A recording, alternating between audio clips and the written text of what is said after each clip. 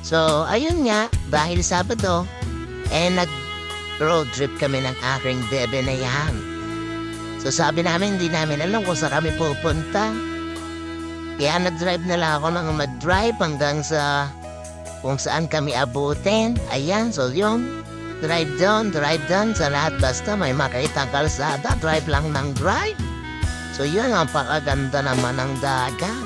Ayan, sabi ko sa kanya, tingnan mo, kunan mo ng maayos ang ating dagat na yan. Tapos yun, nandito na yata, binabista na yata kami dyan. Ayan, so hindi ko na alam kung saan kami pupunta. Basta sabi ko, drive lang ako ng drive. Mag-joyride na lang tayo.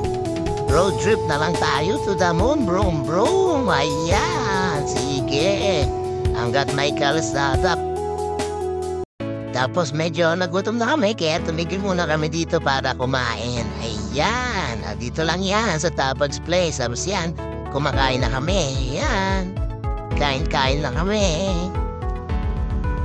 Tapos medyo matamis pa daw yung iced tea niya. Sobra yata sa asukal. Ay, napaka-sweet naman talaga. Tapos yan, tapos pagtaas namin kumain, nagpicturan pa kami dyan.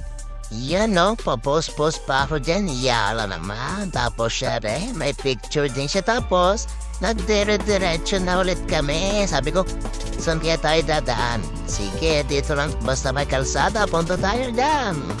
Laban na yan, diretso na, diretso lang ng diretso. So ito, hindi ko na alam to kung saan. Sabi ko nga, baka maligaw tayo dito. Tapos ayun, nakarating kami dito sa may I Love Talawan. So ito na yung house na pala to. Ito na yung house na I Love Talawan. Tapos nag-selfie pa kami dyan. Tapos ayan, hello, nakabideo pala si Jan.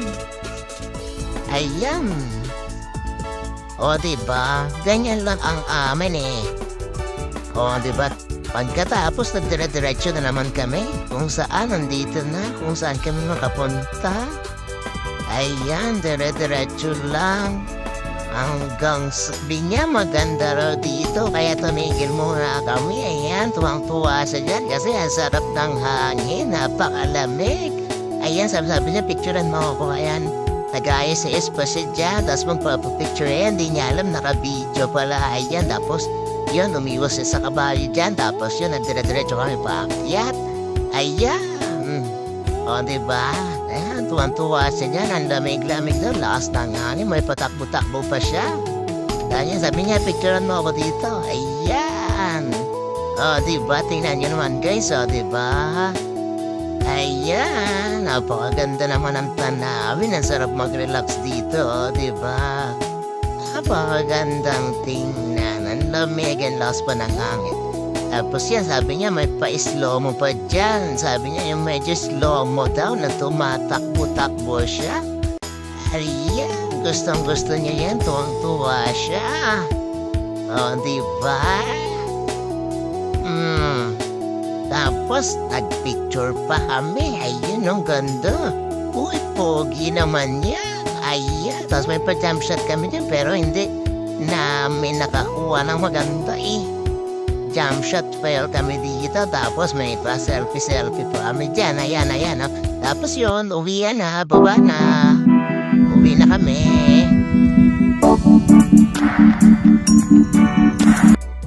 Tapos drive na lang ulit. Drive na. Pauwi na kami. Kasi anong oras na rin. Baka hinahanap na kami sa bahay. Hanggang dito na lang din. Kasi sabi niya, lobat na daw.